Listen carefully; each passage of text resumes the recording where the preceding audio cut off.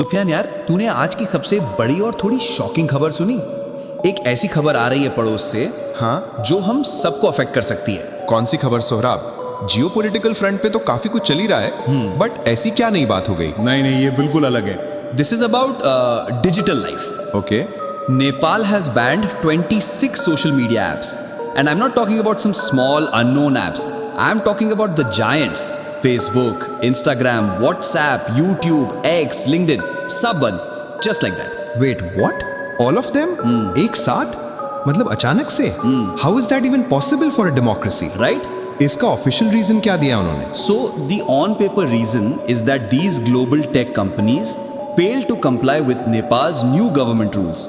The rule required them to register with the Ministry of Communication, Okay. open a liaison office in Nepal, and appoint 3 specific officers. In companies ने ये नहीं किया, right, government ने सीधा switch off कर दिया. The platforms just went dark. This is huge. ये तो एक तरह से डिजिटल आइसोलेशन है, सेल्फ इम्पोज डिजिटल बैकआउट. लेकिन ये रजिस्ट्रेशन वाली जो शर्त है, it sounds less like a simple administrative rule and more like a pretext. नहीं, Exactly. मुझे लगता है आमतौर पे the real story is something else. Exactly. That's the main question. क्योंकि इस पूरी सिचुएशन में सबसे आयरॉनिक, सबसे अजीब बात पता है क्या है? The one major app that is not banned is TikTok. Seriously, that's fascinating. जिस ऐप को लेकर आमतौर पे पूरी दुनिया में सिक्योरिटी, डेटा और सोशल हार्मनी को लेकर इतना बवाल है, वही। वो नेपाल में आराम से चल रहा है. और बेसिक कम्युनिकेशन टूल्स जैसे व्हाट्सएप और इंफॉर्मेशन हब्स जैसे यूट्यूब बंद है. इसके पीछे क्या लॉजिक है? लॉजिक नहीं सुफियान, इसके पीछे हिस्ट्री है.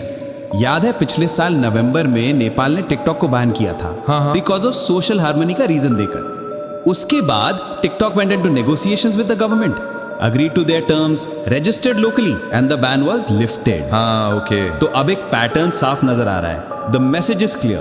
Either you play by our rules or you can't play at all. समझ गया. So this is a classic assertion of digital sovereignty. ये एक तरह से चाइना मॉडल का हल्का वर्जन है. Right. If you want to operate in our country, you have to be within our regulatory and physical jurisdiction. It's a way of telling big tech that they aren't above the law of the land. बिल्कुल. लेकिन इस sovereignty की कीमत कौन चुका रहा है? कौन? आम आदमी. Just imagine the impact.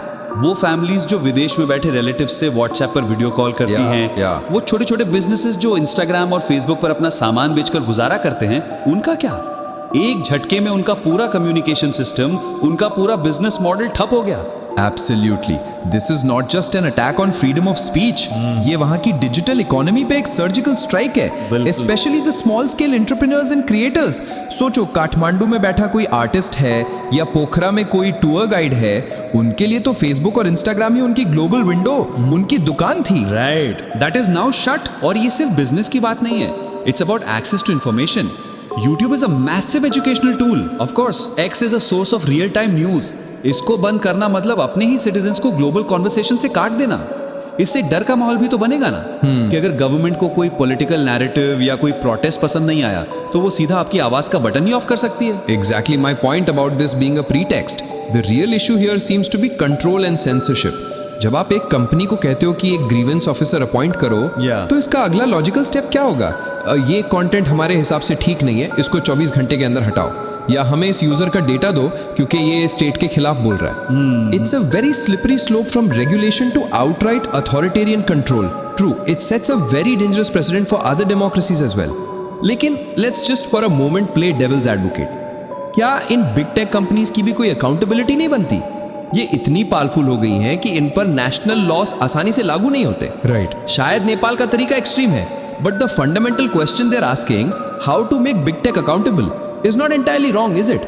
The question is valid, Saurabh, but the answer is draconian. Regulation और censorship में एक बहुत ही फाइन लाइन होती है. आप मिस इन्फॉर्मेशन और ऑनलाइन हार्म को रोकने के नाम पर डिसेंट और फ्री स्पीच को नहीं दबा सकते. There are better, more democratic ways to regulate. Right. इस तरह का blanket ban is never the solution. True. It's like आपको सर में दर्द है तो आपने सर ही काट दिया. सही एग्जाम्पल दिया. तो अब आगे क्या होगा? Will people turn to VPNs to bypass this? Obviously, जैसे दूसरे देशों में होता है, या फिर गवर्नमेंट इन रिस्ट्रिक्शंस को और सख्त करेगी? आई थिंक दोनों चीजें होंगी. जो टेक सैवी लोग हैं वो VPNs और दूसरे वर्कअराउंड्स का जुगाड़ निकाल लेंगे, बट नॉट एवरीवन कैन और will do that. The government in turn will likely try to crack down on VPNs as well. ये एक digital cat and mouse game बन जाएगा। लेकिन इस पूरी लड़ाई में जो सबसे ज्यादा लूज करेगा वो है नेपाल का आम नागरिक। वो ग्लोबल कम्युनिटी से अलग थलग हो जाएगा। एकदम अलग थलग। You know the phrase that comes to mind is a digital iron curtain descending upon a nation. Yeah. सोचकर ही अजीब लगता है कि 21st सेंचुरी में एक देश पर्दे के पीछे जा रहा है। It truly is. It makes you think. और इसी सोच के साथ we want to leave a question for our listeners. As governments around the world, including our own, grapple with the immense power of big tech, where do we draw the line? How do we balance a nation's right to regulate with a citizen's right to information and free expression? Right. Is what happened in Nepal a necessary step towards accountability? Or is it a warning sign for the future of digital freedom everywhere?